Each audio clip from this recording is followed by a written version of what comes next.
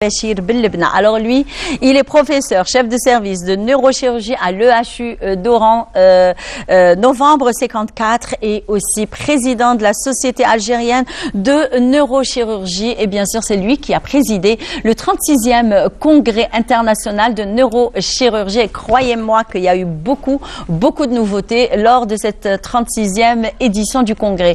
Bonjour et merci d'avoir accepté notre invitation, professeur Bellebna.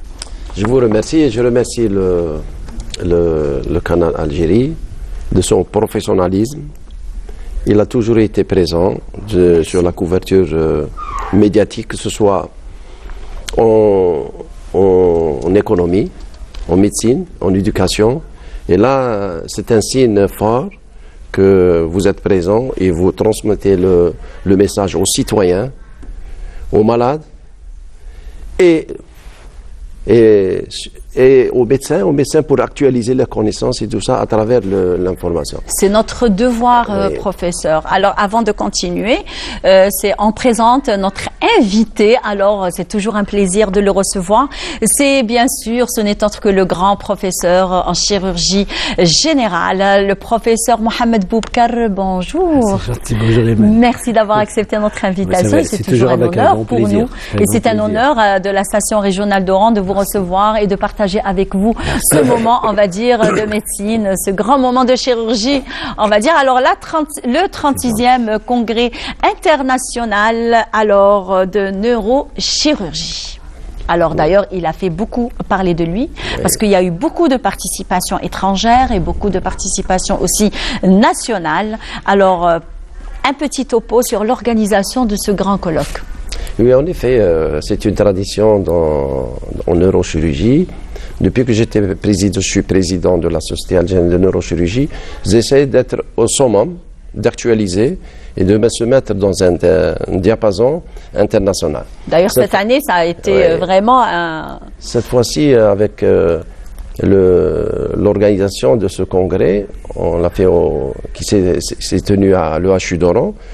Ce centre hospitalier qui est une des réalisations de l'État, et c'est une fierté pour Oran et pour l'Algérie. Effectivement. Donc on a regroupé et on a invité des gens qui étaient très enchantés de venir à Oran, des sommités en neurochirurgie. Il y avait le professeur Atul Go, c'est un Indien qui est une des sommités en neurochirurgie dans le monde. Il y avait le Croate qui est perfectionné dans la maladie de Parkinson, dans les stimulations thalamiques. Il y avait le professeur Mesrer qui est chef de service en pédiatrie à Lausanne. Il y avait des Français qui sont venus, qui sont des références en matière de chirurgie intra-utérine du fœtus. Alors, d'ailleurs, j'allais clôturer avec ce point qui est très important parce que cette année, lors du 36e congrès, c'est qu'il y a eu même des accords, des jumelages entre l'EHU d'Oran. De toutes les façons, ce n'est plus un secret parce que l'EHU d'Oran, il a toujours été au diapason des nouvelles techniques de pointe lors surtout concernant la santé. Donc, et là, ça a été une très bonne nouvelle pour l'Algérie en général et notamment l'EHU, puisqu'il représente l'une des institutions, on va dire, phares de la santé de l'Algérie. Donc, et surtout, concernant la maladie, d'ailleurs, et de la prise en charge de le spina bifida. C'est ça. Je ne me trompe pas. Oui, c'est ça. Je vous dirais, si on a réussi ce congrès, c'est grâce à l'effort localement de M. Louali sous les directives du président de la République et de la tutelle du ministère de la Santé et de l'Enseignement supérieur. Donc plusieurs thèmes ont été débattus sur les rencontres et les échanges d'expériences de la cancérologie chez l'adulte jusqu'à l'intelligence artificielle. Et parmi les thèmes, on a soulevé le problème, surtout c'est un sujet d'actualité sur les malformations de type congénital chez l'enfant. Effectivement. Il y a le spina bifida. Donc le spina bifida, on a une grande expérience puisque c'est une maladie qui devient fréquente en Algérie. Peut-être les étiologies qui permettent de dire pourquoi on a le spina bifida à la naissance, c'est relié relativement à l'alimentation. C'est une carence en fer déjà, c'est une hypothèse qu'on la met pour expliquer pourquoi on a ceci. C'est un des facteurs. Quand on a une carence en fer, il y a une probabilité qu'on a une malformation intra-utérine. Donc le spina bifida, il est pris en charge d'une façon structurelle. Et puis on s'est mis en relation avec un service de référence avec le professeur Olivier, qui a fait aussi, lui, qui s'est formé aux États-Unis sur la prise en charge du spina bifida en intra-utérine. Donc il s'est formé, ça fait 10 ans, et puis il devient un service référent en France. Et puis on a un cordon ombilical entre ce service et le service de neurochirurgie à Oran, à l'EHU. Donc plusieurs de mes assistants qui passent dans le service, ils ont appris cette technique, et lui-même il est venu plusieurs fois ici, et bientôt avec les gynécologues de l'EHU, parce que c'est une activité pluridisciplinaire, dans la prise en charge, d'opérer un fœtus dans son utérus, le faire sortir, l'opérer et le remettre dans son utérus, et puis après quelques mois, on a l'accouchement. Donc c'est une chose qui est importante, et on souhaite donner ce type d'activité, des interventions aux mamans qui porteuses d'une petite malformation, et c'est leur souhait. Donc ça, c'est une chose qui est importante. Et puis dans les échanges de la prise en charge du spina bifida, quand même notre expérience, elle est nivelée sur le plan international. Elle est nivelée sur le plan international. Les résultats, ils sont plus ou moins équivoques, parce que tant que le service prend en charge ce type de maladie, tant qu'il a beaucoup d'expérience sur la prise en charge. Très bien. Alors, bien sûr, on ne peut pas parler du 36e Congrès international de neurochirurgie sans quand même poser quelques questions au professeur Mohamed Boubkar. C'est un plaisir encore une fois. Je vous remercie d'avoir accepté notre invitation. On remercie professeur Bellebna de vous avoir ramené avec lui justement parce que vous êtes vraiment occupé, que ce soit par les interventions que vous faites et que vous accomplissez à l'EHU, que ce soit dans d'autres, justement, un autre domaine qui est très important d'ailleurs. Alors, que pensez-vous de la tenue de ce 36e Congrès international de neurochirurgie et surtout des conférences animées par d'éminents professeurs? أولاً بسم الله الرحمن الرحيم والسلام على أشرف المرسلين. Imen, très heureux d'être présent dans ton émission. Merci. C'est toujours un plaisir de te rencontrer et de dire des choses qui seraient positives sur le plateau, qui pourraient être transmis aux différents citoyens. Alors, que penser de l'évolution de la chirurgie en Algérie? Voilà. Au niveau de toutes les spécialités, que ce soit dans le domaine médical, que ce soit dans le domaine chirurgical. Effectivement. Nous intéressons à la chirurgie et je vais vous parler rapidement du 36e congrès de neurochirurgie, en présence de son président. Et vous savez, quand vous avez la présidence d'une société nationale et qui est transposée au niveau de l'Ouest, c'est déjà une réussite. C'est déjà une réussite, non seulement ça, mais aussi d'ailleurs, il y a eu plus de 400 participants lors du 36e congrès. Donc, moi, je vois que c'est une réussite, vraiment une vraie réussite, parce que arriver et réussir à ramener 400 on va dire, participants, vraiment, il faut vraiment le faire. Hein. Alors, je vous disais que d'abord, il y a une soif de la part des étudiants, de la part des professionnels de la santé, de façon à participer dans cet espace de savoir. Effectivement. La Société algérienne de chirurgie, elle joue son rôle. Elle permet de partager des expériences d'outre-mer avec des expériences locales. Deuxièmement, elle permet une formation. Troisièmement, en ce qui concerne le congrès lui-même. Il faut une remise à niveau aussi. Une remise à niveau. Il faut rappeler le congrès précédent, où il y a eu 460 participants, avec une dizaine de participants étrangers à l'échelle internationale.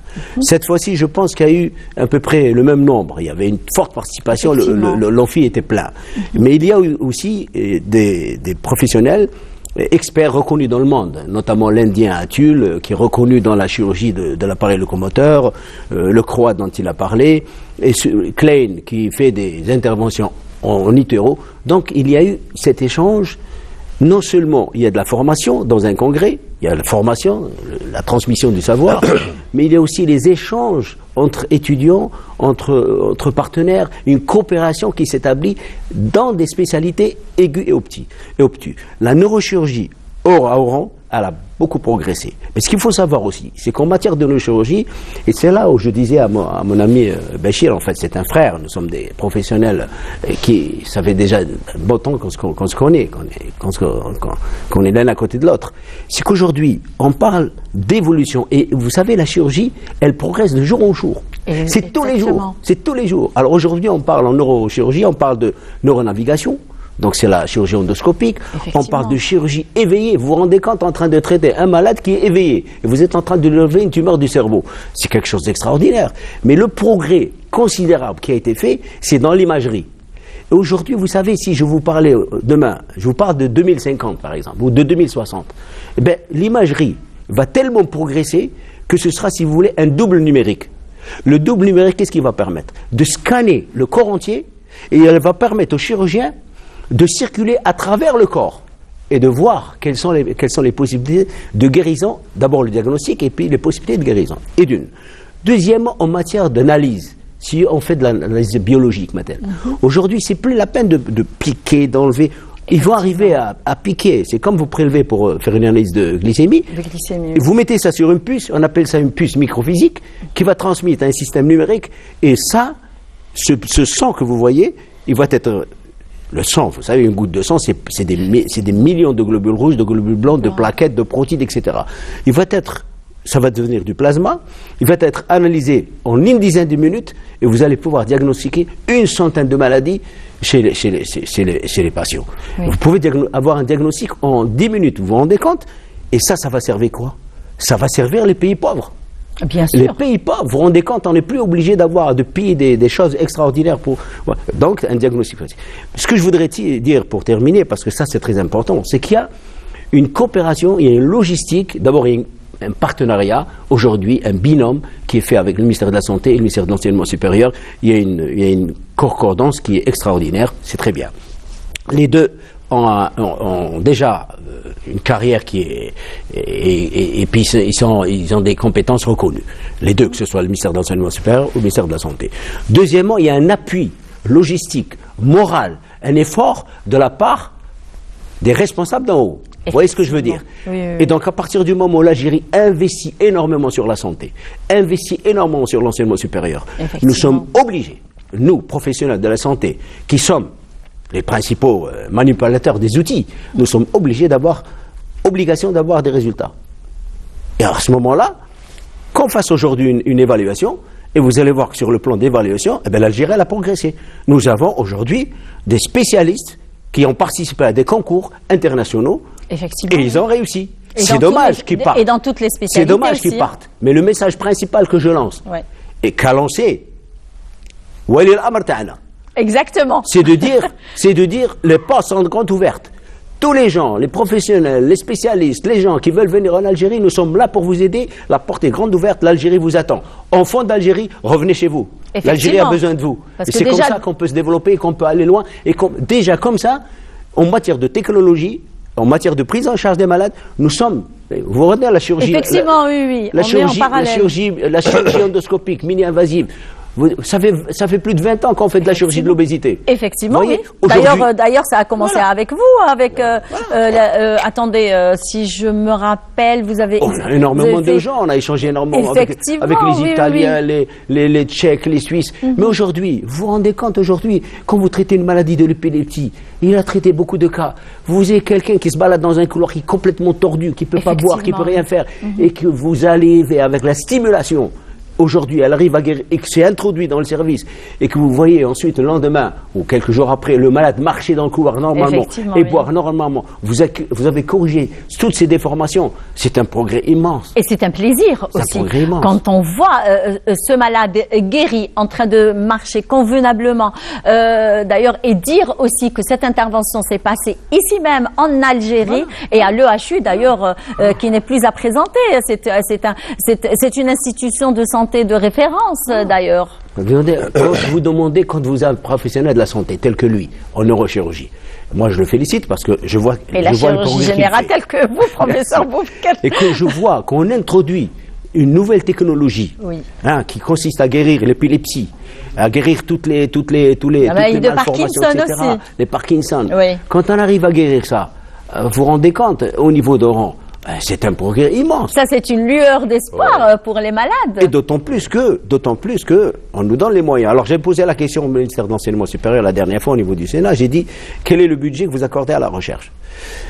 Bon, le budget n'est pas aussi important qu'on le voudrait. Mais il m'a été fait une promesse que le budget de la recherche sera augmenté comme il se doit. Et à ce moment-là, vous allez voir, vous savez, les Algériens sont intelligents. Sont très intelligents. Et je vous assure qu'ils peuvent faire énormément de choses, pourvu qu'on leur donne les moyens. Effectivement. Et aujourd'hui, et on a une bonne compétence. Et la feuille de route actuellement, et c'est inscrit dans les programmes, dans les différents programmes de Monsieur le Président de la République, c'est encourager, augmenter les budgets et faire en sorte que l'Algérie puisse rivaliser de l'autre côté de la Méditerranée. Moi, j'en suis heureux. Donc, encourager et être, on va dire, au diapason des nouvelles techniques de pointe. Donc, un dernier mot, professeur Belebna, pour clôturer. L'a dit professeur Bouker. Bouker, c'est une référence, c'est une école. Il a formé des générations. Et puis, en tant que politique actuellement, il est sénateur, mais quand même, il a cette envie d'opérer tous les jours. Effectivement. Donc, on est dans une dynamique de formation de qualité, les jeunes. Parmi les thèmes que j'ai soulevés et j'ai insisté pour qu'on puisse échanger toutes les traditions protocolaires dans les différents services, c'est le fléau des accidents de circulation. J'ai soulevé le problème des traumatisés crâniens et du rachis cervical. Ça, c'est un grand fléau, parce que quand même, c'est des malades qui deviennent lourds après pour l'État, pour la sécurité sociale et tout ça. Et on a échangé notre expérience sur la prise en charge de ce type de malades. Donc il y avait un Américain de la Californie, donc ils nous ont proposé une technique que je l'ai appréciée, une technique, mais elle est difficile de le réaliser dans les autres services, mais elle est à notre portée. Donc nous, dans ce service, c'est-à-dire on est dans l'espoir de donner une qualité de soins aux malades, même désespérés qui sont dans le coma. Et dans cet établissement, on a 4 unités de réa. Et ça, c'est la force de cet établissement, c'est l'unité de réanimation. Les unités de réanimation, il n'y a pas que le chirurgien qui fait l'acte. Il faut la continuité qui est synergique avec l'acte opératoire. Donc, on a des résultats qui sont probants, qui sont sur le plan international. Il a apprécié l'Américain, M. David, sur nos résultats sur la prise en charge des traumatisés crâniens et du rachis cervical. Pour vous dire, dans la formation, c'est pour ça qu'ils sont pris en considération. Les jeunes qui sont formés dans les établissements universitaires et dans les facultés de médecine, ils sont pistés pour les intégrer dans les autres établissements sur le plan international. Donc moi, ce que je fais, je pense, comme il a dit mon confrère, que nos jeunes, ils ont tout le produit ici qui finit, les enseignants, les gens qui ont de l'expérience, et ils ont beaucoup d'avenir dans ce pays. Ils ont beaucoup d'avenir dans ce pays, et les portes sont ouvertes. De toutes les façons, professeur Belebna, donc on en voit quand même des chirurgiens, on en voit des physiciens, on en voit des professeurs, on en voit des chercheurs qui sont en train de réintégrer et de revenir en Algérie justement pour s'installer, se réinstaller et donner de leur savoir justement et le transmettre aux jeunes justement qui sont, on va dire, dans leur spécialité. Donc merci beaucoup, merci professeur Belebna, c'est un plaisir et c'est une grande réussite ce 46e congrès international de neurochirurgie. Donc, Inch'Allah, pour l'année prochaine. L'année prochaine. J'allais vous dire rendez-vous pour l'année prochaine, Inch'Allah. Donc, merci. Professeur Mohamed Bouker, c'est un plaisir de vous recevoir sur le plateau de Bonjour d'Algérie. Donc, et en plus de ça, c'est que je le rappelle que vous êtes un grand chirurgien de référence. Modestement. Eh bien, vous savez, professeur, chose que vous ne savez pas, certainement. Donc, tous les Oranais sont fiers de vous. Ah, c'est gentil. Alors, on m'a demandé de vous le dire. Donc là, je le dis. Donc, tous les Oranais, voilà, j'ai transmis le message. Vous êtes la fierté des Oranais. Voilà. Merci et on est au service des malades. Exactement. Et on est au service du citoyen. Exactement. Alors, professeur Belebna, qui est très connu d'ailleurs à l'EHU, et tout le monde dit que du bien. D'ailleurs, ils nous disent c'est le professeur des malades. Il est tellement gentil, il est tellement simple que on nous dit, il nous fait rappeler des anciens. Donc voilà. Donc, on a appris de nos aînés. On a appris de nos aînés. Effectivement, il y a comme ça, vraiment, il y a comme ça. Oui. Merci aux Oranaises, aux Oranais, aux Algériens. Je n'ai fait que mon devoir, simplement modestement et je serai toujours à leur service. Très bien. Marhaba bikom. Marhaba bikom. Merci.